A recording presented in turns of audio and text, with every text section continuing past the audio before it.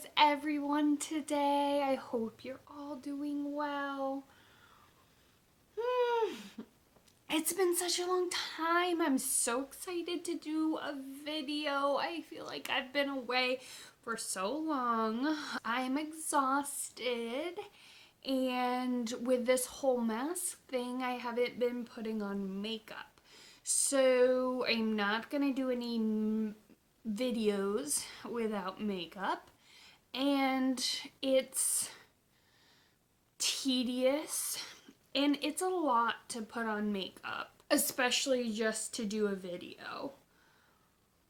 So there's other reasons. I've just been so tired, but I'm so excited. Today I'm gonna do another children's book because I love doing those. Before I do though, check out some other videos that I posted up here. But on a happy note, I'm going to do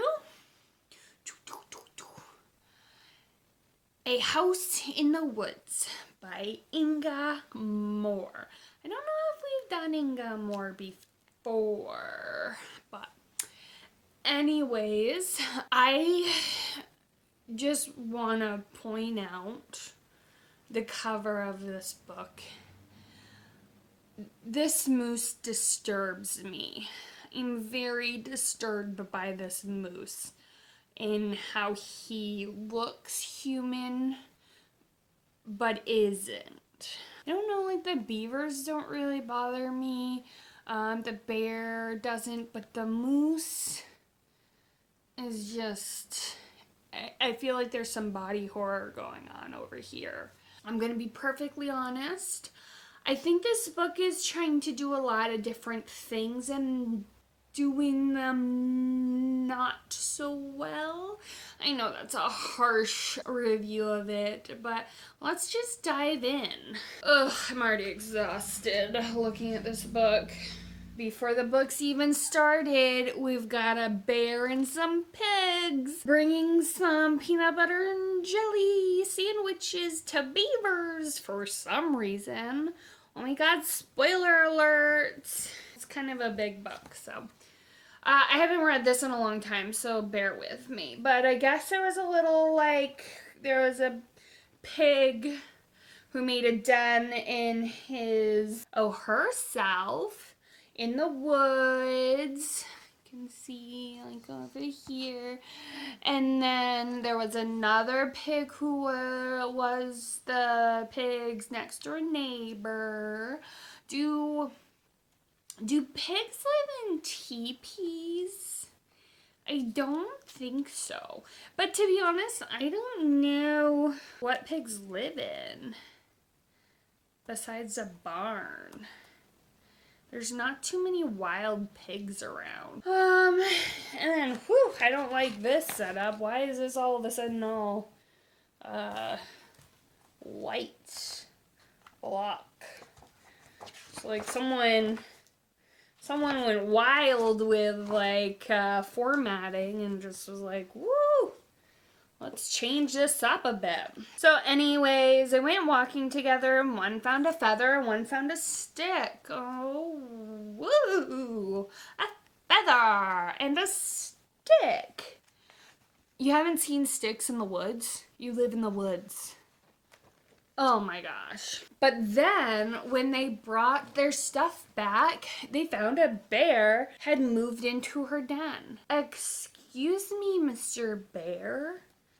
What the F are you doing in my den that I just built? Like, and this book doesn't explain, do they know the bear? Like, the pig's obviously not afraid of the bear. So, like, what are you doing? Why are you in my den? So, and it said she liked the bear, so she didn't mind.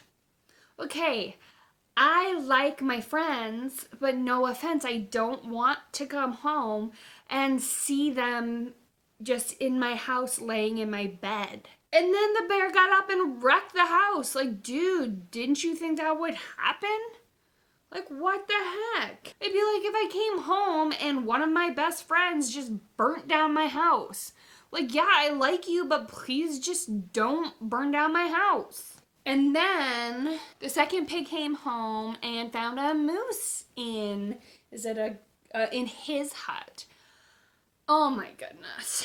First, again, I can't handle these humanoid animals. Like, his legs are bow-legged and his knees are like bending the wrong way. He looks like an alien. And I guess this pig liked moose too and he didn't mind, but he was even bigger than Bear and ruined his house too. Like, what the frig?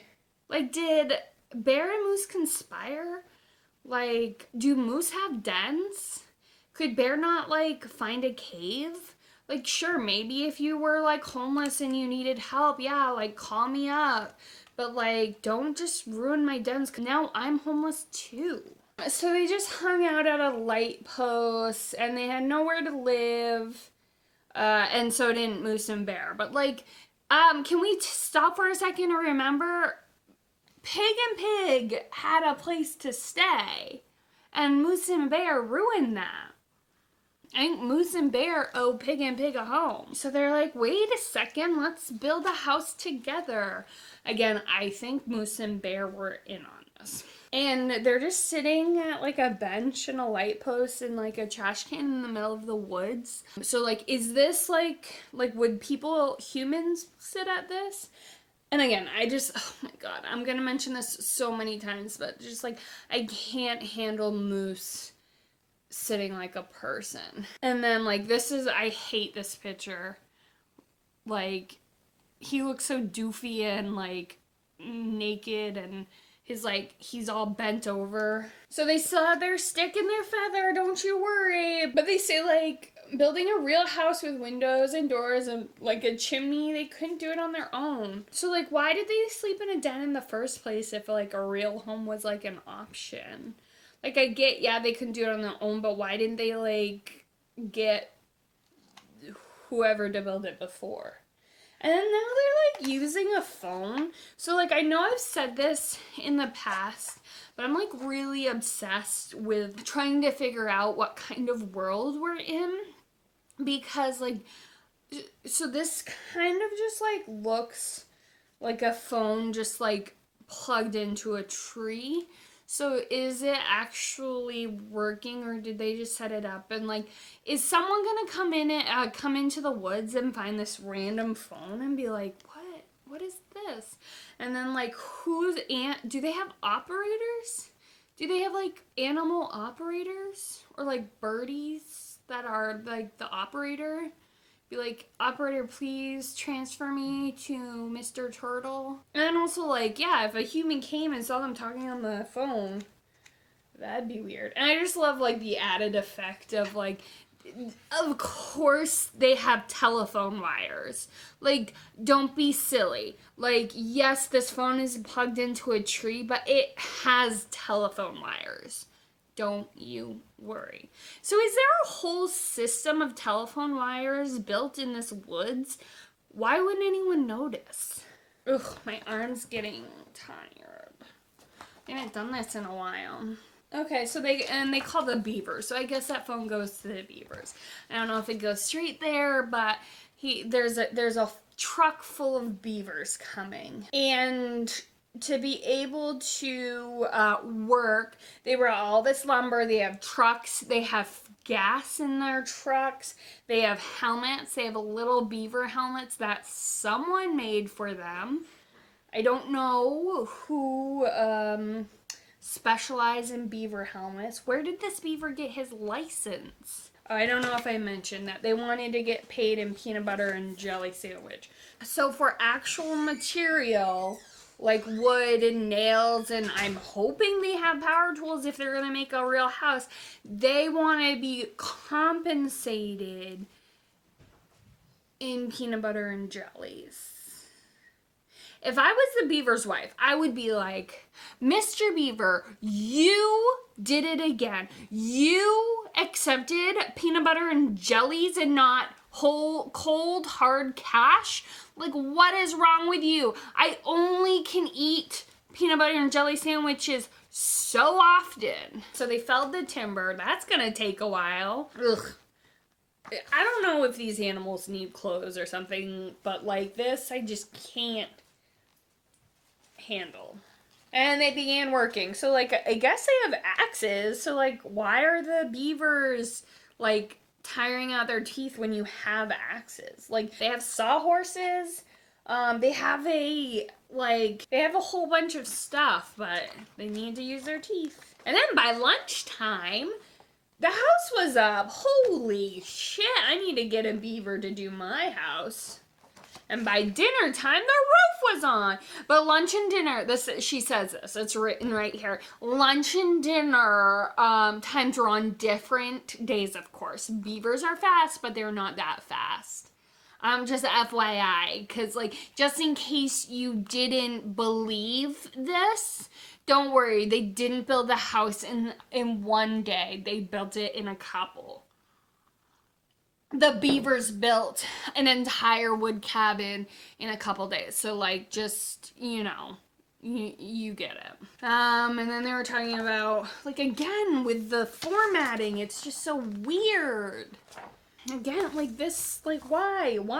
Then they went to the junkyard. What? To get furniture and curtains and other things inside the house. Okay, so is this a human junkyard? Like, is it junkyard from humans, or like, do the animals have a junkyard? And if they do, like, do other animals have houses?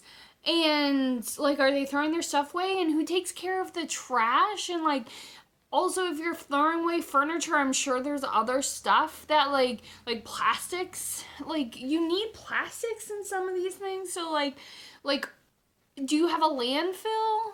Like, oh my God. So, and then finally the house was finished, and the beavers handed over the bill, and then just left, I guess. And then they had to run to the store. Like, why are you making this moose run? He looks so weird. But they brought their own bags because they respect the environment, even though there's a junkyard. Well, I guess they took from the junkyard, so these particular animals love the environment. So they handed over the bill to Mr. Donkey and Mrs. Dog. And there's a little mouse who's sweeping up, which that would take forever if they were going to clean the whole store. And so they're getting the stuff at the store. And this is really interesting because they have some interesting things in here. But we do know there are humans, because if you look closely at this book, which is Nitin, which looks like Rin Tin Tin, there's a human with a puppy. So, like, do they live together? Do they know? Or, like, is this whole community, like, in the woods and no one knows about it? And then also, where does the store get its goods? Like, they have potatoes. Who's growing potatoes? Who made the peanut butter? So then they made 6 plates of sandwiches, and then they delivered it to the beavers, who have an even nicer house. And they're all like, there's so many beavers who live in this house. So it's just like one big commune. And like, I guess they needed all these sandwiches, but like, these sandwiches are only gonna feed the beavers for like one night, because look how many there are. And then they have, oh my God, a gorgeous house. Like, this is gorgeous. The beavers did a good job. But how did they get the window panes up there? This is insane. Bear went to bed first because he's lazy. And then they had supper. And yeah, he went to bed because he made Moose and Pig wash the dishes, so he didn't have to. Sounds like my kind of bear. And they, like, told stories and, like, then went to bed. But, like, okay, so they've decided they're living together. So, like, the pigs weren't even, like, together in the first place. And Moose and Bear just, like, randomly sat in their house. And so then they were just like, yeah, we'll be roommates. Like, like, this is a perfect match. A bear, a moose, and 2 pigs. And they're all sleeping in one room. Like, weird. So then there's sleepy birds in the rafters. Okay, so my question, are the birds like part of this animal community too? So are they also living in this house? Like, oh, like no, you need to pay rent if you're gonna live in my house. You need to pay, like, you should have gotten the peanut butter and jelly sandwiches because you broke my house and started this whole thing. And then it says goodnight bear, goodnight moose, and goodnight little pigs. And sweet dreams, everyone. And then, of course, a picture of the beaver's house. This book's ridiculous. And I don't believe in a good way. It's not the worst book. I'm being hard on it, okay? It's fine. The pictures, the illustrations are beautiful. I will give it that. But the humanoid animals are terrifying and disgusting. And I think the book's doing too much. Like, it wants to be, like, funny, but, like, only has that one part that, like, it wants to be funny and ridiculous, but is like, oh, they didn't, like, do this in one day, and we want to be paid in peanut butter and jelly sandwiches. But then it's, like, grounding itself in, like, reality. Like, it's realistic pictures of not realistic things. So I just don't think the absurdism goes well. And then it's trying to be, like a good night book, because then we, like, go, you know, like, the good night moon, or like good night that you say good night at the end, and it didn't set up to be like okay, we're settling down and going to bed book. So it was just way too long. The transitions were weird, the formatting was weird. Out of 1 to 50 million peanut butter and jelly sandwiches, I'm just gonna give it like 253 beavers.